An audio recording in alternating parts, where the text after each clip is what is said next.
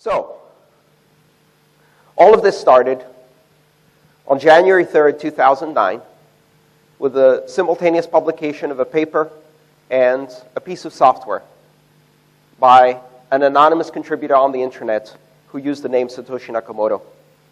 And they proposed a system of money that behaves as electronic cash, but with some unique properties that have never been seen before. A system that is decentralized, meaning that no one is in control. A system that has certain mathematical properties. It enables a phenomenon called digital scarcity, meaning that you can have something that is simultaneously digital and yet rare. It cannot be copied, which seems like an antithesis, right? Because when you first think about digital information, the quintessential characteristic of digital information is that it can be freely copied. You can create infinite copies of it at almost zero cost, but not Bitcoin. You can't create infinite copies of it.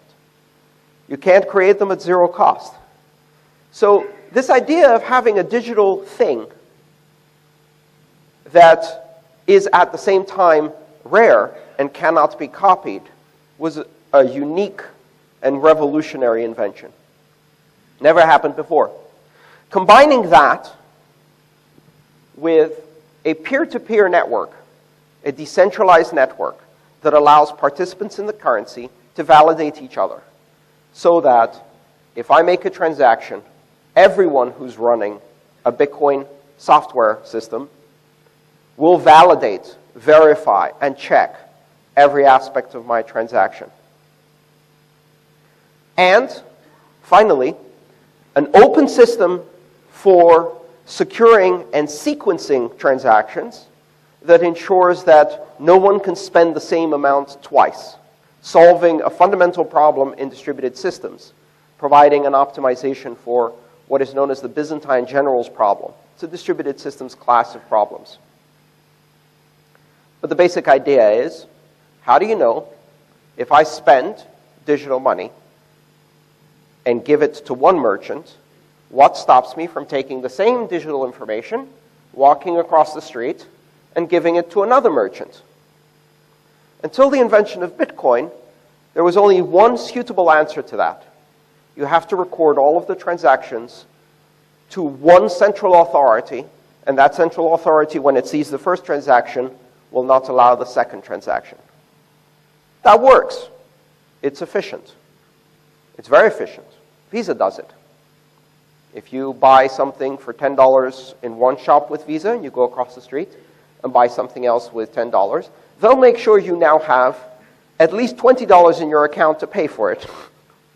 They won't let you spend the same twice.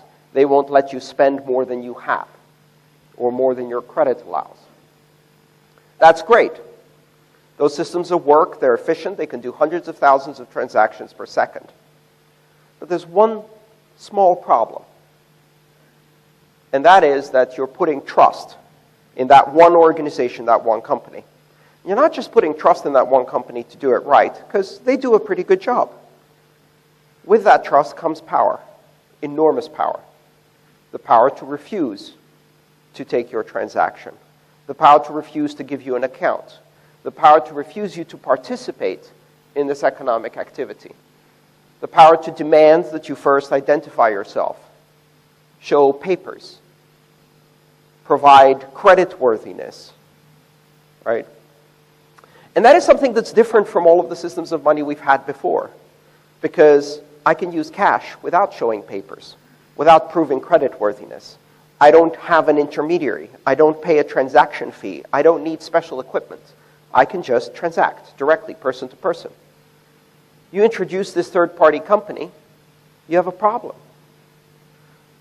Let's say I have a Visa card in my back pocket right now, and I want to give one of you $10. Who can process my Visa card today in this crowd? Anyone? Can anyone take a Visa card from me? I'll give you $10 on a Visa card. Anyone? Not in your business, in your personal capacity. Who accepts Visa here? No one. Not a single person. Because it's no longer about people paying people. It's about people paying companies to pay companies to maybe pay people, right? Bitcoin is peer-to-peer. Our traditional financial systems have now become peer to corporation to corporation to corporation to peer. Everybody takes a little cut. Everybody adds their own power to the system. And they take great advantage of that. What's the end result? Billions of people who have no access to the banking system. Billions of people who will never have a bank account. Many of them don't even have ID. Many of them, even if they did have ID, lack the necessary level of education and literacy and numeracy to walk into a bank. Or they look wrong. Or they're from the wrong race or caste or religion. They're untouchables. They can't walk into a bank. They'll get kicked out by the security before they get to the teller. This happens all across the world. And it is a direct result of the fact that we've centralized our money under these providers. And Bitcoin is different. Because at a fundamental level, what it does is it allows us to use digital money as cash. By the end of today, everyone in this room will be able to accept Bitcoin directly to their control with software running on their smartphone. And at that point, I can pay you. You can pay me. We can do commerce on a local level as a community without involving any third party, any intermediary, any corporation that has power over us. Without the requirement that you present ID, without the requirement that you fulfill credit worthiness. You fulfill human worthiness. In fact, Bitcoin doesn't even require that, because you don't have to be human to use Bitcoin. Software can use Bitcoin on its own, without any humans involved. Autonomous software. So this invention in 2009 launched a completely new era. It's not just a weird form of PayPal. This isn't a new system of payment. It is an invention that takes an obscure branch of mathematics called cryptography, which is the art of secret writing using math. That obscure branch of mathematics is then applied into the domain of establishing trust between participants of the system without giving anyone control over the system. This unique property is what makes Bitcoin special. If you can send money to someone else without knowing them, without having to trust them, without having to trust anybody, because you can trust that the system and the mathematical rules in the system guarantee that that money, if you receive it, is real, unforgeable, will be spendable as soon as it clears in about 10 minutes, and can be used by you to make another payment. You don't need to know the person who gave it to you. Now, in modern finance, that seems weird, and yet we do it every day with cash. If I tip my taxi driver with a 2,000 rupee note, which is too much, but if I did, do they need my ID? Do they need to process a transaction? Do they need to pay a transaction fee? No. Cash is itself a representation of value, and by verifying that it is real, at most, the person who receives it will hold it up to the light, look for a watermark, verify that it's not a fake. But they can do that on their own. They don't have to call someone and say, I have a serial number 1323532. Is this a real one? You don't need to check with a third party or a central authority. You can verify with your own eyes that this is real money. Bitcoin translates that into the digital domain.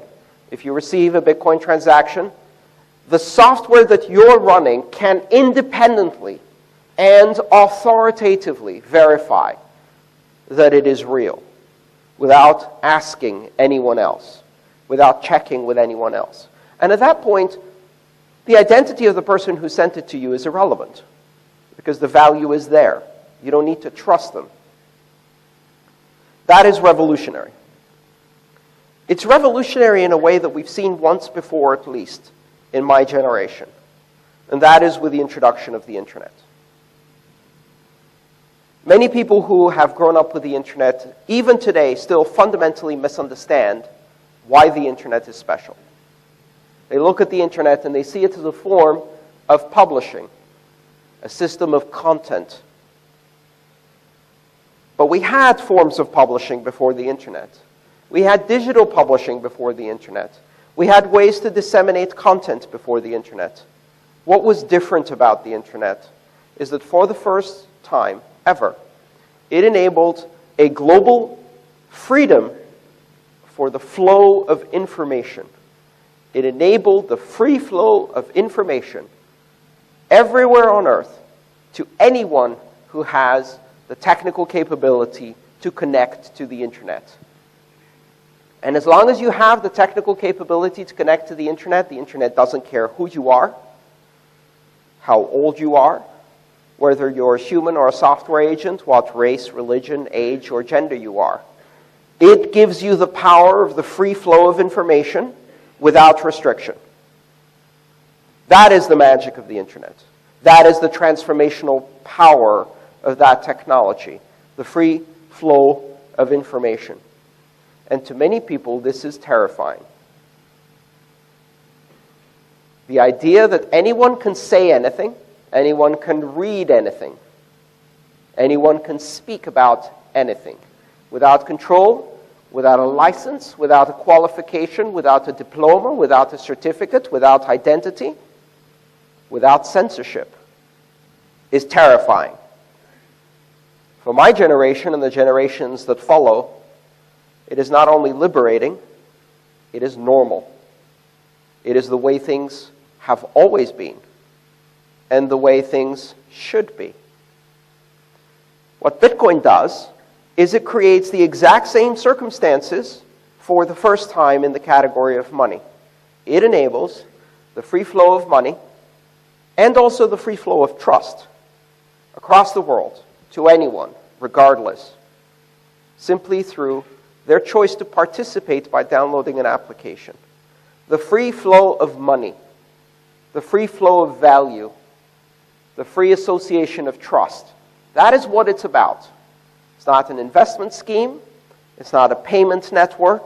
It's not a weird version of PayPal. It is the internet adding the free flow of money to the freedoms it already gives us. I guarantee you this is a terrifying idea to many. The idea that anyone can send money to anyone without asking, without permission, without control, without censorship, without ID, is terrifying. My generation finds it liberating. The generation after mine sees it as normal. They will never know a world in which you cannot send money anywhere to anyone. A world in which money only works Monday to Friday, 9 to 5. A world in which the privilege of having a bank account costs you a monthly fee for other people to store your money. A world in which some destinations are prohibited. A world in which, in order to open a bank account, you have to be 16. Which seems like a bizarre idea. Get ready for a world in which 6-year-olds have Bitcoin accounts and Bitcoin wallets. I've met them. They love the fact that they can now buy things on the internet. Parents will find that terrifying. They will see it as normal. And 10 years after they get their first Bitcoin wallet, they'll walk into a bank because grandma wants to give them a savings account. And they'll have a conversation with a banker that will seem as bizarre as if they're talking to an 18th century privateer. In order to open an account, they will need to present all kinds of documentation and paperwork, a process that will take an hour, after which they will have limited access for a very high fee, during working hours only, Monday to Friday, 9 to 5, to an account that can only use one currency and only send to specific destinations, most of which are corporations, an account they can't use to send money to their friends or buy things over the internet. And they will look at that and say, my grandparents are crazy. Why would they use this?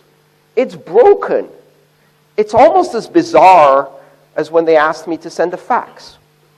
I don't understand. This is the world we've created now. This has happened. And the people who are afraid of this idea don't realize that once it's happened, it's happened. We now live in a new world. There are two ways we can adjust to it. We can pretend it's not happening, or we can accept it and adapt to the new world.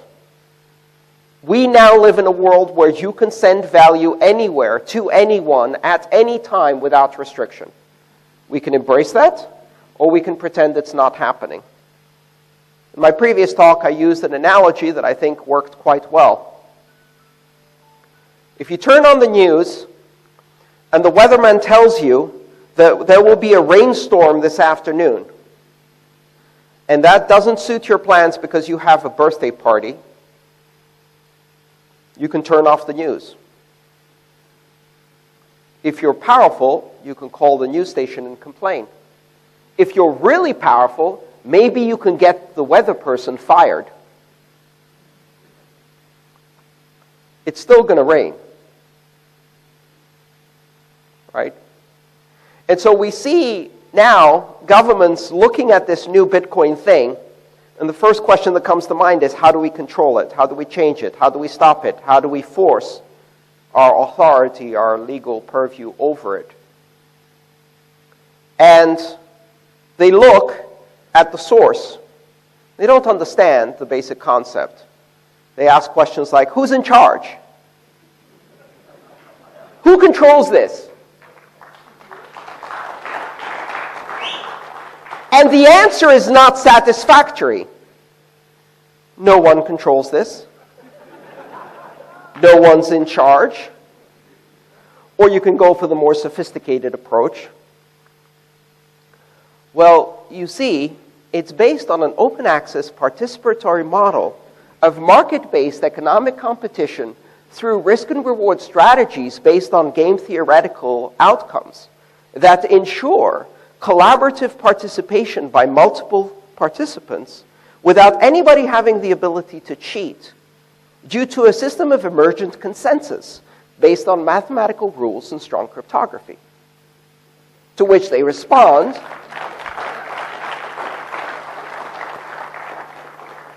yes, yes, but who's in charge? Who's in control? I've had people come up to me after meetings and they say, okay, I won't tell anyone. This is just us. Who's in charge? They think I'm joking. They think I'm trying to massage the information. Because it is really a bizarre concept to say, here is a system of trust without authority, a system of trust without a center, a system of trust without hierarchy, a system of trust without control. Why? Because we've never had any of those things. Because every system of trust we've ever had in our society is based on the exact same model. A 19th century hierarchical organization that is the outcome of the industrial era, that is a system of bureaucracy and authority based on internal processes and rules, oversight in layers, and ultimately authority vested in someone. Perhaps authority that is elected through democracy, perhaps authority that is not. Maybe it's hereditary, maybe it's dictatorial. But you can always point. You look at the pyramid, the hierarchy, and you just let your eyes follow to the top. And usually there's someone at the top. In some cases, that person is an actor. There's a whole shadowy group playing the puppet strings. But nevertheless, authority is vested in that person. And then you look at Bitcoin, and it's a flat system. And there's a few people who seem to have a special role. And you say, okay, maybe those people are in control. Is it the miners? Is it the software developers? Is it some part of the node system? And then you notice that these people can't actually do anything. And the funny thing is that when people look at Bitcoin, they see its greatest strengths as flaws, which is characteristic of new technologies. They look at Bitcoin and they go, but you can't even get the miners and the developers to agree on how to scale the system. Why doesn't one of the groups just say, this is how we're going to do it? Because that's not Bitcoin, because we don't have that ability.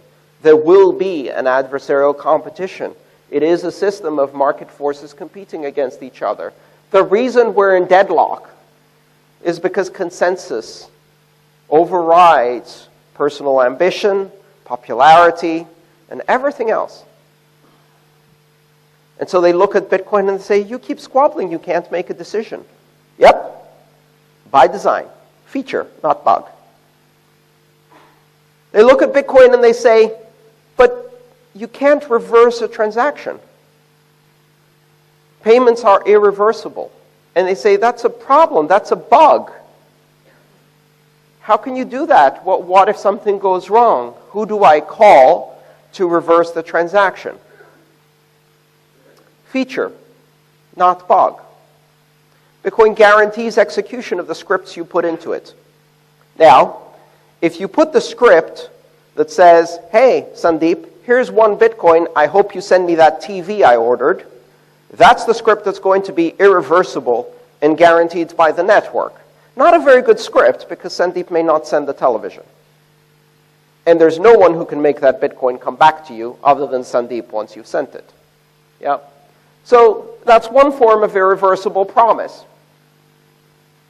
Of course, that's not the only promise I can get the network to guarantee. I can say, hey, Sandeep, here's a Bitcoin. It's currently locked in a multi-signature address for the next 30 days. After 30 days, if there's no dispute, it will automatically transfer to you, but upon verification by a third party who I've chosen to elect, this trustworthy party or that trustworthy party. I can introduce third parties if I want to. I just don't have to. I can introduce reversibility if I want to. But if I write that script is irreversible. And I can choose who my escrow agent is. And I can choose who does dispute resolution. So I can take the very core feature of irreversibility and I can apply it and soften that promise and make it consumer protection through programmable money. It's a feature, not a bug. Bitcoin is this strange being. It really is. It violates everything we think we know about money.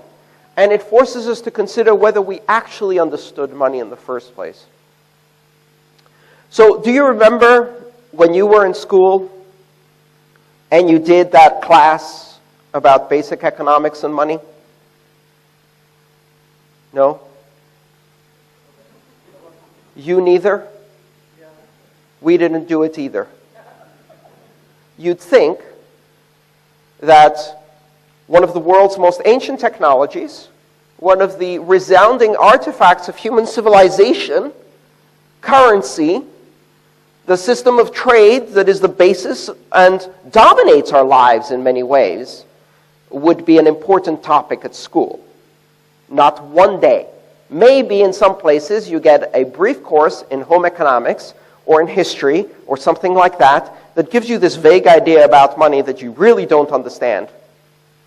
Most of us cannot hold a 15-minute conversation with a 6-year-old about money. Because the 6-year-old has good questions and we have no answers. How does money work, Mommy? Well, the correct answer is, I have not a freaking clue, kid. I think it's something to do with the allocation of special drawing rights through the International Monetary Fund and World Bank in a free-floating system of market exchange currencies that compete through trade balances across an international spectrum of inflation-adjusted exchange rates that then can be used to create local debt that is issued by the Treasury in return for currency that is printed by the central bank, distributed to the banks that leverage it through a system of partial reserve leverage of approximately 10 to 1, and distribute it into the economy, creating either inflationary or deflationary effects, allowing us all to experience the velocity of trade through the exchange of an abstract token that represents the promise of future value depreciated by the rate of inflation and adjusted for the return on investment.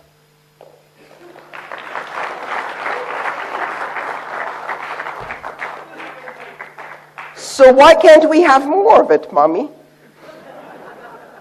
Why can't we just give everybody more of it? That conversation doesn't go that way. It usually goes, eat your breakfast, go to bed, clean your room. One day you'll understand. And that's the first lie, because you still don't understand. You ask the average person on the street, what gives value to money? Why does money have value? They have no idea. They have a theory. They have a fairy tale. They have a story. And that story is about as naive as believing that children come from storks that deliver them in bundles they drop through the chimney. It is about as solid as Santa Claus. What gives money value? But it says right there on the piece of paper, it says, by the full faith and credit of the Royal Bank of India. Or it says, by the full faith and credit of the Federal Reserve System. It says, one Federal Reserve note. Applies to all debt, public and private. Okay, this is what gives it value, a promise. But most people have no idea how that works. I guarantee you that if you ask the average person on the street, they will tell you that the reason the money has value is because somewhere there's a cave, a vault, a box, where the government keeps gold in direct proportion to the money that circulates, which has not been true since the 1930s, anywhere in the world. And yet, that is the Santa Claus fantasy that many people believe in.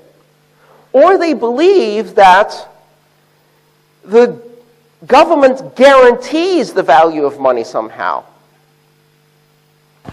which then creates other interesting questions like, well, why does inflation happen then?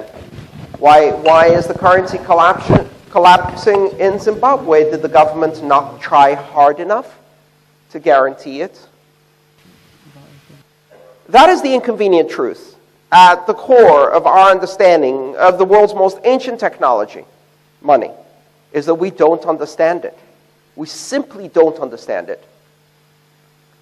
The truth is, you give money value. Why?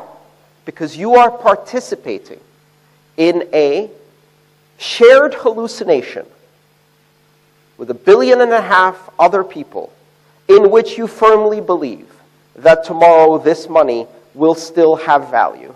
That if you go to the store and present one of these colored pieces of paper, someone will give you eggs, chicken, spices, water, sugar, salt, housing, healthcare, something for this colored piece of paper. And it really takes an incredible hallucination for us to believe this, because the paper itself is worthless. It's pretty, but it's not pretty at that level. Nobody gives you products and services because of how pretty it is, right? That shared hallucination took hundreds of years to be established. And it started at some point in the late 15th century. with the introduction of paper money, gold certificates, IOUs, certificates of exchange, bearer notes, etc., pieces of paper that could be exchanged in promise for something else. And then, in the most amazing magical trick our societies have ever seen, they switch the cups around. And you lift the cup, and the ball isn't there. You go, what? This was supposed to be redeemable for an ounce of gold, a pound of silver, something. No, not anymore. It's just a piece of paper. What gives it value is your belief that tomorrow if you go to the store, you can buy something. And the moment that belief suffers a crack, it shatters. And you have very big problems. I mean, imagine some crazy scenario where the promise, the full faith and credit, one day turns into an announcement that as of 4 hours from now, these two pieces of colored paper have zero value. I mean, that couldn't possibly happen. But here's the interesting thing. If the value was based on the promise, and that promise is broken, and the people who gave that promise just told you, this now has value 0 in 4 hours. What is the value of that piece of paper? 0, right? But that's not what happened. It's not what happened at all. For months after that announcement was made, yes, the paper was valued less.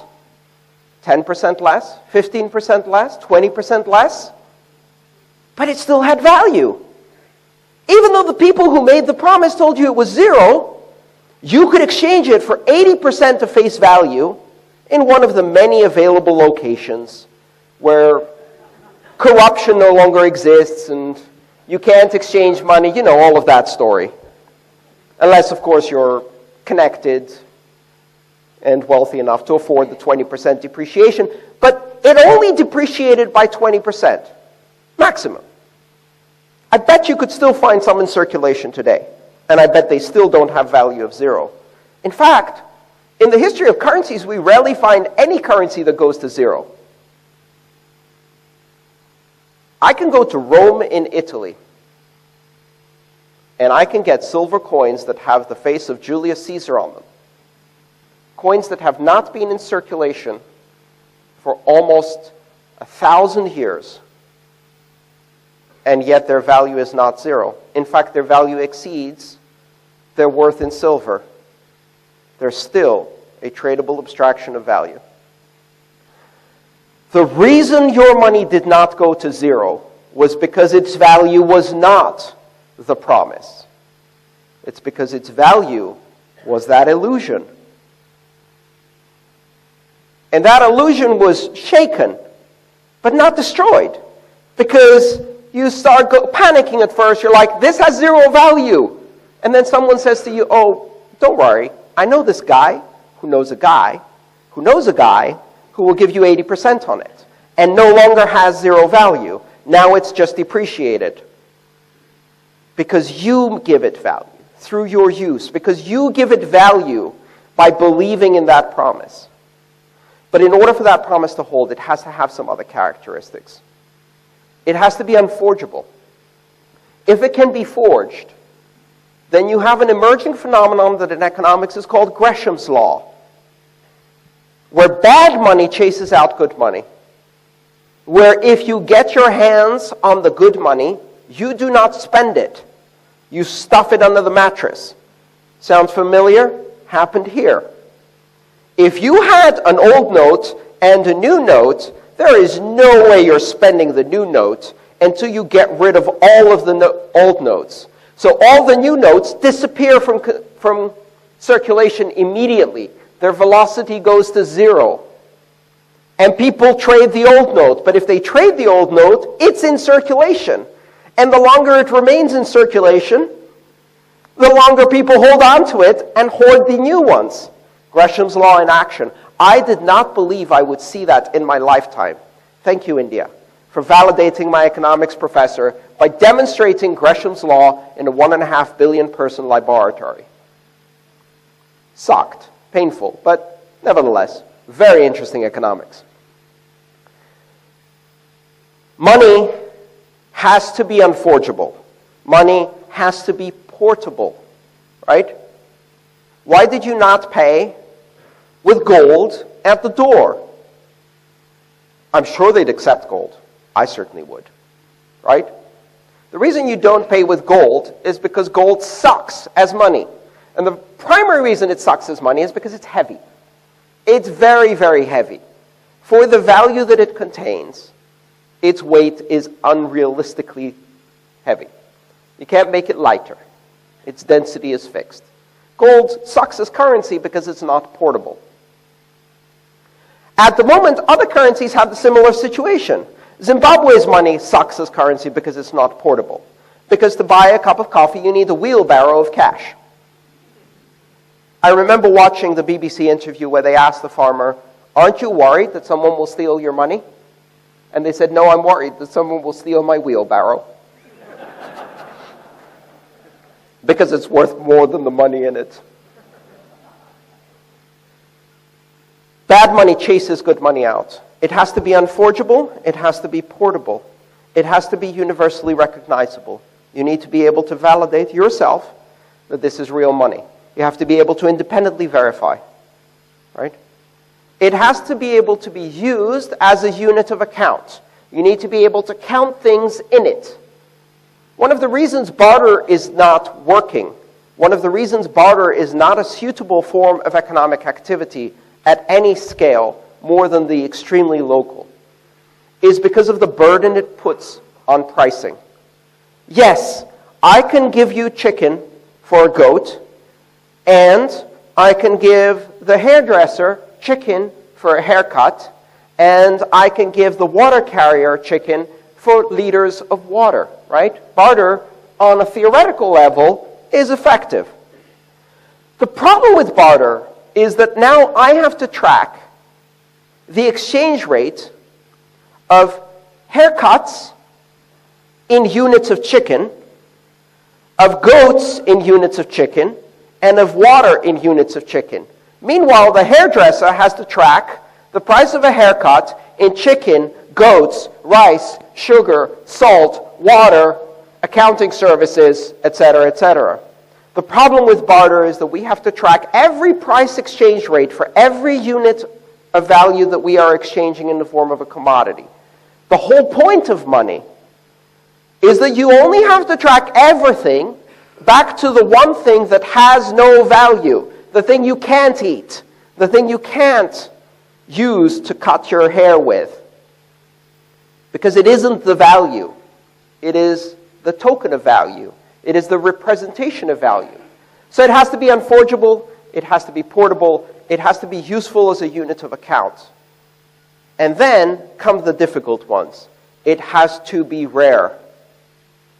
You can't use seashells as currency if you live on a beach.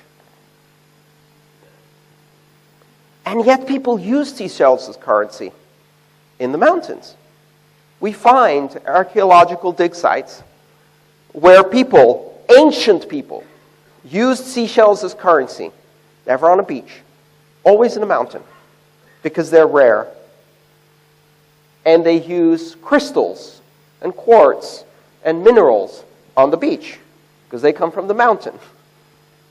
As long as it doesn't exist where you are, it's a great form of money. And that's one of the big problems we have with our money systems today. Because I have bad news for you. The rupee is not rare. It has no limit.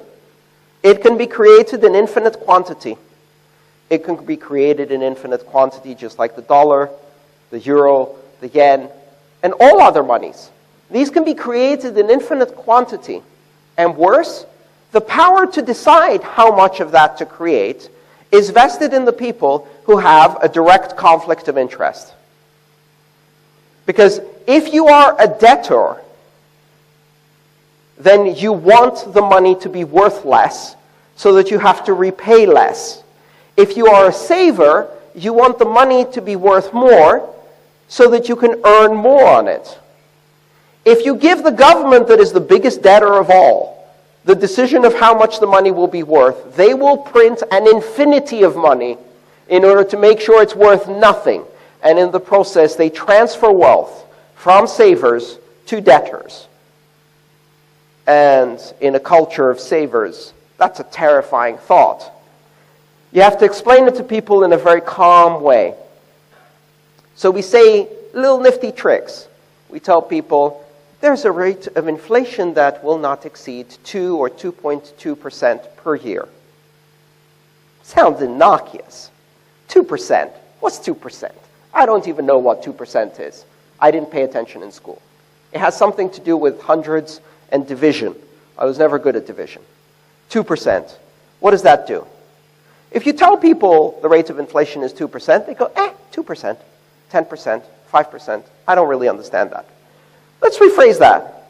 In 10 years, half your money will be gone. Holy shit! Now that I understand. I've been saving like crazy. I work 2 jobs. I barely get paid. Half of it will be gone. Where? Where does it go? Who took it from me? Catch those people. They're thieves. Oh my God, they took half my money in 10 years? Inflation took your money. More accurately, the government, the corporation, the bank that is in debt took your money through inflation. Because for them, now the money they owe is also worth half in 10 years. What a brilliant construct. And that's where we see a fundamental difference between Bitcoin and traditional money. Bitcoin is money. Bitcoin is store of value. Bitcoin is means of exchange. Bitcoin can be unit of account eventually. It gradually acquires these characteristics as it grows more stable, more well-established, more well-adopted. As more people participate in the exchange of value through Bitcoin, they create an economy. That economy creates value. That value creates stability. It creates liquidity. It reduces volatility. The reduced volatility makes it more suitable for as a means of exchange for smaller and smaller purchases. It makes it better as a store of value. As a means of exchange, the store of value increase, its velocity increases. The same unit gets transferred many times by people doing many trades. And eventually, its value stabilizes to the point where it can become a unit of account, where you can say, one of these talks is worth half a Bitcoin. And I don't price it in dollars anymore, I price it in rupees. I can't do that today. It's too volatile. But one day I'll be able to do that. One day I'll be pricing my Bitcoins in Bitcoins. People ask me, how much is a Bitcoin worth? The correct answer is 1,000 millibits. And there will come a day when the question will not be how much is a Bitcoin worth, but the question will be how much is a rupee worth? And then I'll say, oh, it's a microbit. And that's when you know things have changed. It will happen very, very slowly and then all at once. Because there's something special about a global currency. And here's the magic trick. 21 million. That's the limit. It's mathematically imposed. There are not many currencies that can do that. There's only one thing in the world that shares the characteristic of a fixed, diminishing, geometrically reducing supply that cannot be modified no matter how hard you try, because the more you try to extract value from it, the harder it gets. And that's gold. Except you can't email gold. And you can email Bitcoin. And suddenly, you notice that this thing may have a bigger impact than any of us participating in it could even imagine. And people will point at that and they'll say, it's fake money. It's not real. And the market will give it a value, and in the end, that value is the truth. You can use currency controls, propaganda, lies, restrictions, laws. We see that in Venezuela, right? They're doing all of those things. They're pointing at Bitcoin and they're saying, that's fake money. And anybody who's involved in Bitcoin in that space points right back at Venezuela and goes, oh no, yours is the fake money. This shit is real. Because I can buy food with it. From Amazon, delivered to Colombia and smuggled across the border, but I can still buy food with it. Fake money can be resolved by the market. We are at the very beginning. This is not an investment opportunity. This is not a get-rich-quick scheme. This is a technology. It's a technology that has radical, disruptive implications for the world at large. It creates, for the first time in human history, the possibility of the free flow of money to anyone, anywhere, at any time without any restrictions, controls, or central authority. It creates the possibility of the free flow of money for all of humanity. And that technology is going to be difficult to use. It's going to be weird. It's going to have attacks. It's going to have hacks. It's going to have failures, just like the internet, which used to go down all the time in various parts. And some of the companies that are in the space will not exist 10 years from now. That also happened with the internet. In 2000, 90% of the companies in the space were wiped out in a single stock market washout. But the internet didn't go anywhere. It just found new companies to build the next generation. And that will happen in digital currencies too. We may change the name. We may change the companies that are participating in. We will certainly change the technology. And in the end, digital currency will happen, has happened, and will be a fundamental part of the future of humanity. And absolutely nothing can stop that from happening because it already did. Thank you.